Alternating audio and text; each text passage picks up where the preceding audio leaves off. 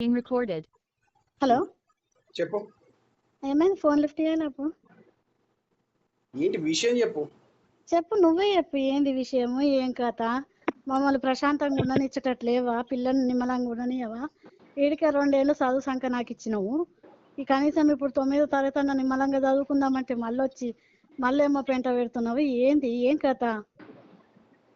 ఏదన్నా ఉంటే చక్కగా రా, మరి చక్కగా వచ్చి ఏం చేస్తావో చెయ్యి. మరి ఇట్లా డొంక తిరుగుడు వద్దు. చక్కగా రా, చక్కగా వచ్చి మరి ఏం చేద్దాం అనుకుంటున్నావు, ఏం కథ అని చెప్పు. చెప్తానన్నా మేమన్నా సైడ్ అప్ జరుగుతాం కదా. ఎందుకు ఇంత బాధపడు? నువ్వు బాధపడు ఎందుకు? మమ్మల్ని బాధ పెట్టడు ఎందుకు? నీకేం కావాలి గది చెప్పు. చెప్పు, నీకేం కావాలి? నాకు డైవర్స్ కావాలి. ఇస్తా. మరి మరి మరి నా పరిస్థితి ఏంది, పిల్ల పరిస్థితి ఏంది? అది మంచిగా అప్పుడు మాట్లాడినప్పుడు నువ్వు ఆలోచించుకోవాలి. ఎప్పుడు మాట్లాడినావు, ఏం కథ?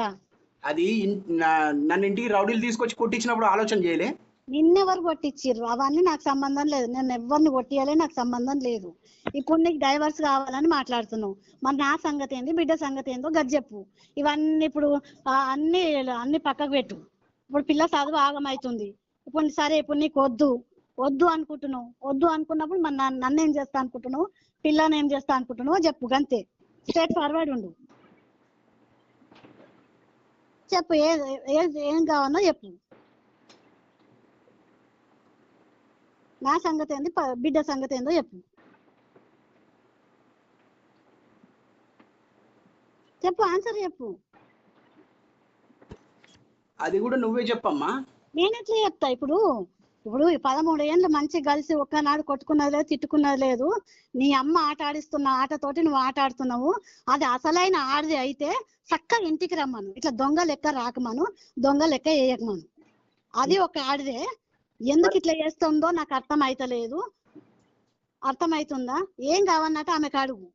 ఆమెకి ఏం కావాలి అడుగు. ఆమె గురించా నువ్వు, నీ గురించా, నా గురించి? ఆమె ప్రస్తావన ఎందుకు వస్తుంది? ఇప్పుడు ఆమె చేసింది. ఇప్పుడు 13 ఏళ్ల నుంచి లొల్లి లేంది, నా తప్పేం లేని నాకు డైవర్స్ ఎందుకు ఇస్తున్నావు గది చెప్పు నాకు. అవును, మరి 13 ఏళ్ల నుంచి లొల్లి లేంది. నువ్వు ఇంట్లోకి వెళ్ళి ఎందుకు పోయినావు? కుల సంఘంలో ఎందుకు పెట్టినావు? పెద్ద మనుషులలో ఎందుకు పెట్టినావు? రౌడీలు ఎందుకు తీసుకొచ్చి కొట్టించినావు? మళ్ళీ మీరు ఫాల్స్ కేసులు ఎందుకు చేసినావు? అటెంప్ట్ మర్డర్ ఎందుకు పెట్టినావు? మళ్ళీ ఇంకోటి, నా ఇంట్లోకి నన్ను రానియకుండా 2 సంవత్సరాల నుంచి మా గొస తీసుకుంటుంది. ఎవరు? నువ్వు తీసుకుంటున్నావు. ఎవరు గోస పెడుతున్నావు? నువ్వు పెడుతున్నావు. సామాను, నా బండి, నా ఏసీ, నా ఏది, నాకు ఒంటి మీద బట్టలు కూడా లేకుండా ఇంట్లోకి వెళ్ళగొట్టి, నాకు మొగుడు కావాలన్నప్పుడు ఇంట్లోకి వెళ్ళి వెళ్ళగొడుతున్నప్పుడు గట్టెట్లు వెళ్ళగొడుతురా నా మొగుడిని అని చెప్పేసి ఎందుకు మాట్లాడతలేవు? ఎవరు వెళ్ళగొట్టిర్రు? నీకు తెలియదా? కొట్టడం ఎవరు కొట్టలేదు. నీ తండ్రి కొట్టలే? నీ బిడ్డ మీద ఒట్టేసుకొని చెప్పు. నీ తండ్రి కొట్టలే? ఎవరు కొట్టలేదు. నీ బిడ్డ మీద ఒట్టేసుకొని చెప్పమ్మా. నీ తండ్రి కొట్టలే? నాకే ఒట్టేసుకున్నాడు అవసరం లేదు. ఎవరు కొట్టలేదు. ఇళ్ళనే తెలిసిపోతుంది. నువ్వు అవన్నీ పక్కకు పెట్టు. ఇప్పుడు ఇన్ని రోజుల నుంచి ఇంటికి రాంది, ఇప్పుడు ఇంటికి ఎందుకు వస్తున్నావు? ఇంట్లో ఉందామనుకుంటే రా, మరి వచ్చి ఉండు. ఎవరన్నా వద్దంటారా? నేను వద్దంటలేను కదా. నీకు నువ్వే పోయిర్రు. ఆనాడు మీకు మీరే వచ్చిర్రు, తాళాలు వాళ్ళు కొట్టుకున్నారు, ఇంట్లో ఉన్నారు, కొన్ని సామాన్ వేసుకపోయిర్రు, కార్ల గిట్లా బట్టలు అవి ఇవి అవన్నీ వేసుకపోయిర్రు. మళ్ళీ మీకు మీద కార్ల బట్టలు మేము వేసుకొని పోయినామా? వీడియో చూపించన్నా? రజిత లేదు నీకే. వాట్సాప్ ఎందుకు పెడతా? నేను ఏడో చూపించాలో ఆడ చూపిస్తా. రజిత విలువన్నా పిలుస్తా, అందరిని పిలుస్తా, అందరు వస్తారు. ఇప్పుడు నీ ఉద్దేశం పెంచుకోవాలనే ఉన్నది కానీ తెంచుకోవాలని. నువ్వు పెంచుకుంటున్నావు. నువ్వే చెప్పు ఏం కావాలనో. నువ్వు ఇంటికి ఎందుకు వచ్చినావు చెప్పు. రా, మరి మేము ఉన్నప్పుడు రా. దొంగతనం ఎందుకు వస్తున్నావు? దొంగతనం ఎవరు వచ్చిర్రు? ఎవరు లేదు చూసి నువ్వు వచ్చినావు. అవును, వస్తే మళ్ళీ అటెంప్ట్ మర్డర్ పెట్టాక ఎందుకు పెడతాము? అటెంప్ట్ మర్డర్ ఎందుకు పెడతాము?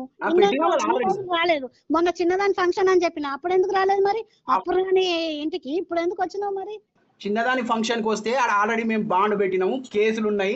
మళ్ళీ ఇంకోటి పిలిపించేసి మళ్ళీ మమ్మల్ని ఇంట్లోకి తీసుకొచ్చి కొట్టించుడే కదా నీ పని. అదే కదా, బాండ్ ఏడ పెట్టినావు? ఎన్నో పెట్టినాము.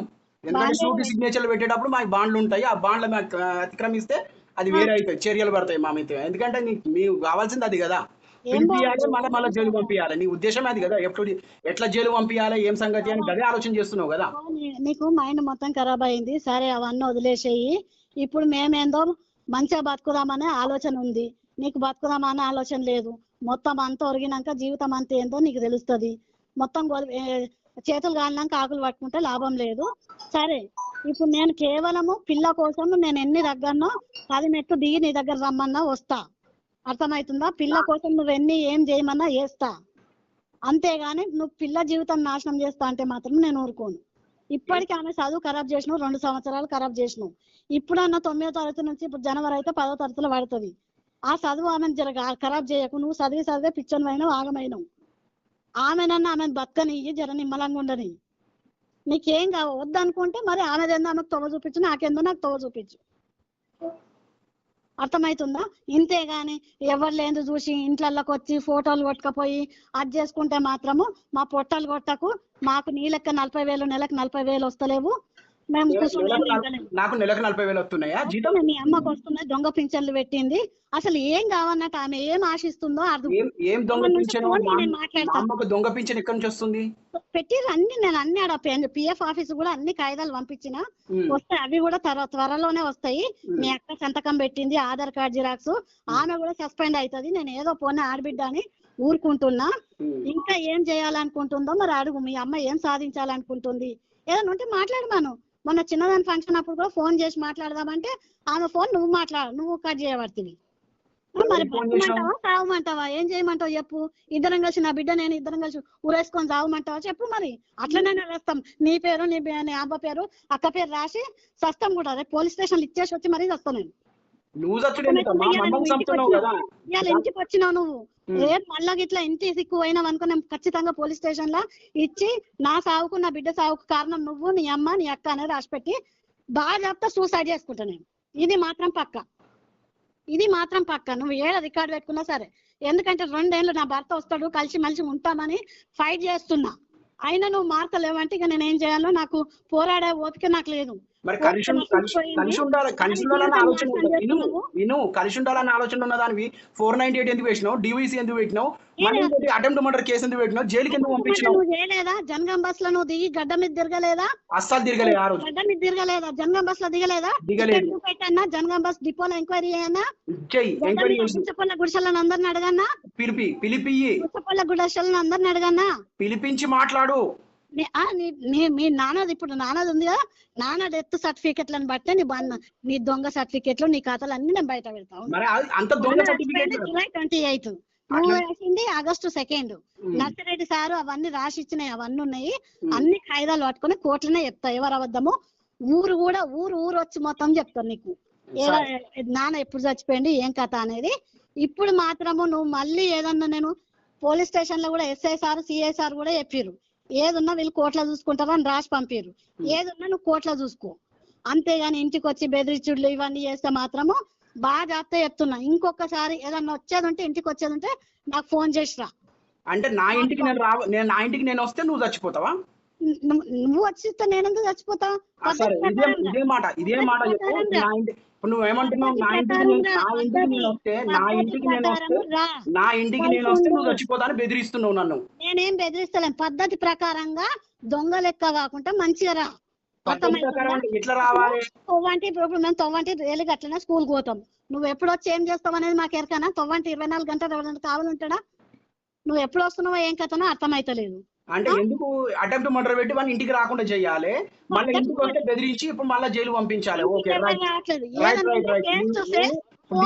దీన్ని బట్టి అర్థమవుతుంది ఏంటంటే ఎవరు హరాస్మెంట్ చేస్తున్నారో నాకు అప్పుడే అర్థమైపోతుంది. ఎవరు చేస్తలేరు. నువ్వు చేస్తున్నావు. నేను బిడ్డ కోసం నువ్వు 2 ఏళ్ల నుంచి మెయింటెనెన్స్ ఇవ్వకుండా, రూపాయి ఇవ్వకుండా, కడుపు ఓ పూట ఎండుతున్నాము, ఓ పూట ఉపాసం ఉంటున్నాము, ఉప్పు కారం వేసుకొని తింటున్నాము. రేషన్ బియ్యం తీసుకుంటాను ఎవరు? రేషన్ బియ్యం నా కాడి నేను తీసుకుంటున్నా. అవి కూడా తీసుకొని బాలమోహన్ గాని బొంద మీద పెడుతున్నావు కదా. 4 నెలల బియ్యం ఆకునూరులో పెట్టినావు.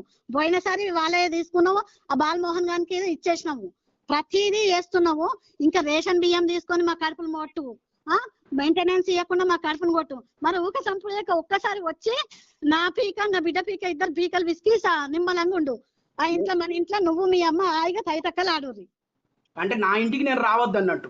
రా, నా ఇంట్లో పద్ధతి నేను ఉండొద్దు, ప్రకారం నా రా, ఇంటికి నేను పద్ధతి నా ఇంటికి ప్రకారం రా. నా ఇంట్లో నేను ఉండొద్దు, నా ఇంటికి నేను రావద్దు, నీ నా ఇంట్లో ఇంట్లో నీవు నా ఉండొద్దంటే తమ్ముని లేదు, ఇంట్లో నా పద్ధతి తమ్ముడు ప్రకారం ఉండొద్దు. రా, అదే కదా నీ ఉద్దేశం. పద్ధతి ప్రకారం రా, వచ్చి ఉండు. ఏ, 2 ఏళ్ల నుంచి పద్ధతి మమ్మల్ని ప్రకారం వచ్చినా చంపుతున్నావు. ఎప్పుడు వచ్చినా మళ్ళీ జైలు పంపించాలని కదా నువ్వు పోలీస్ స్టేషన్ లో పెడతా అంటున్నావు కదా. అట్లనే సరే ఉంటుంది. పెట్టుకో, ఇప్పుడు నువ్వు పెట్టుకో. ఏదున్నా కోర్టు ద్వారా చూసుకోమని